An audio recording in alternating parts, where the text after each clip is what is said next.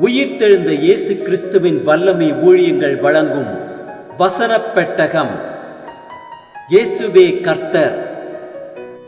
இயேசுவையே தேவன் ஆண்டவரும் கிறிஸ்துவுமாக்கினார். இயேசுவே ராஜாதி ராஜா, கர்த்தாதி கர்த்தா. கிறிஸ்துவே மரித்தோர் மேலும் ஜீவனுள்ளோர் மேலும் ஆண்டவர். கிறிஸ்துவே போதகரும் ஆண்டவருமாயிருக்கிறார். வசனப் பெட்டகத்தின் இன்றைய தின கருப்பொருள் சந்தோஷம். மனமகிழ்ச்சி நல்ல ஔஷதம், முறிந்த ஆவியோ எலும்புகளை உலரப் பண்ணும். சந்தோஷத்தை குறித்தான வேத வசனங்களை பார்க்கலாம். 1 தெசலோனிக்கேயர் 5:16-17-18 வாசிக்கிறோம். எப்பொழுதும் சந்தோஷமாயிருங்கள், இடைவிடாமல் ஜெபம் பண்ணுங்கள், எல்லாவற்றிலேயும் ஸ்தோத்திரம் செய்யுங்கள். அப்படி செய்வதே கிறிஸ்து இயேசுவுக்குள் உங்களை குறித்து தேவனுடைய சித்தமாயிருக்கிறது. செப்பனியா 3:17 வாசிக்கிறோம். உன் தேவனாகிய கர்த்தர் உன் நடுவில் இருக்கிறார். அவர் வல்லமை உள்ளவர், அவர் ரட்சிப்பார். அவர் உன் பேரில் சந்தோஷமாய் மகிழ்ந்து தம்முடைய அன்பின் நிமித்தம் அமர்ந்திருப்பார். அவர் உன் பேரில் கம்பீரமாய் களி கூறுவார். ரோமர் 12:12 வாசிக்கிறோம். நம்பிக்கையிலே சந்தோஷமாயிருங்கள், உபத்திரவத்திலே பொறுமையாயிருங்கள், ஜெபத்திலே உறுதியாய் தரித்திருங்கள். பிலிப்பியர் 4:4 வாசிக்கிறோம். கர்த்தருக்குள் எப்பொழுதும் சந்தோஷமாயிருங்கள், சந்தோஷமாயிருங்கள் என்று மறுபடியும் சொல்லுகிறேன். சங்கீதம் 94:19 வாசிக்கிறோம். என் உள்ளத்தில் விசாரங்கள் பெருகுகையில் உம்முடைய ஆறுதல்கள் என் ஆத்துமாவை தேற்றுகிறது. சங்கீதம் 118:24 வாசிக்கிறோம். இது கர்த்தர் உண்டு பண்ணின நாள், இதிலே களி கூர்ந்து மகிழ கடவோம்.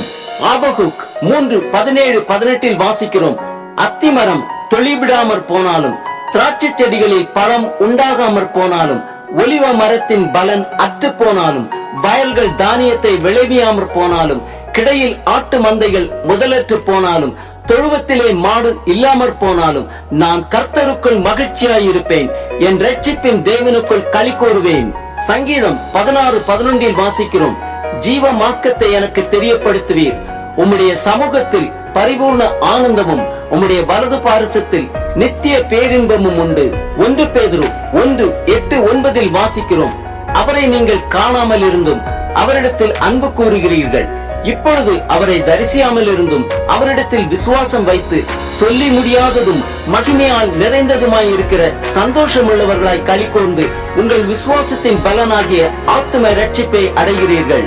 ஏசாயா 61:10 வாசிக்கிறோம். கர்த்தருக்குள் பூரிப்பாய் மகிழ்கிறேன், என் தேவனுக்குள் என் ஆத்துமா களி கூர்ந்திருக்கிறது.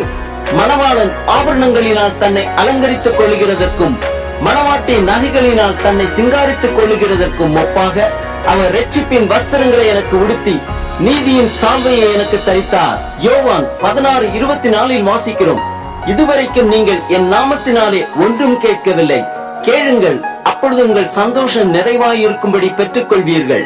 2 கொரிந்தியர் 12:10 வாசிக்கிறோம். அந்தப்படியே நான் பலவீனமாய் இருக்கும் போதே பலமுள்ளவனாய் இருக்கிறேன். ஆகையால் கிறிஸ்துவின் நிமித்தம் எனக்கு வரும் பலவீனங்களிலும் நிந்தைகளிலும் நெருக்கங்களிலும் துன்பங்களிலும் இடுக்கங்களிலும் நான் பிரியப்படுகிறேன். நீதிமொழிகள் 15:23 வாசிக்கிறோம். மனுஷனுக்கு தன் வாய்மொழியினால் மகிழ்ச்சி உண்டாகும், ஏற்ற காலத்தில் சொன்ன வார்த்தை எவ்வளவு நல்லது. 2 கொரிந்தியர் 9:7 வாசிக்கிறோம். அவன் விசனமாயும் அல்ல கட்டாயமாயும் அல்ல, தன் மனதில் நியமித்தபடியே கொடுக்க கடவன். உற்சாகமாய் கொடுக்கிறவனிடத்தில் தேவன் பிரியமாயிருக்கிறார். சங்கீதம் 32:7 வாசிக்கிறோம். நீர் எனக்கு மறைவிடமாயிருக்கிறீர், என்னை நீர் இக்கட்டுக்கு விலக்கி காத்து இரட்சணிய பாடல்கள் என்னை சூழ்ந்து கொள்ளும்படி செய்வீர். கலாத்தியர் 5:22-23 வாசிக்கிறோம். ஆவியின் கனியோ அன்பு, சந்தோஷம், சமாதானம், நீடிய பொறுமை, தயவு, நற்குணம், விசுவாசம், சாந்தம், இச்சையடக்கம். இப்படிப்பட்டவர்களுக்கு விரோதமான பிரமாணம் ஒன்றுமில்லை. ஆம், மனமகிழ்ச்சி நல்ல ஔஷதம். நம்பிக்கையிலே சந்தோஷமாயிருப்போம், உபத்திரவத்திலே பொறுமையாயிருப்போம், ஜெபத்திலே உறுதியாய் தரித்திருப்போம். இது கர்த்தர் உண்டு பண்ணின நாள், இதிலே களி கூர்ந்து மகிழ கடவோம்.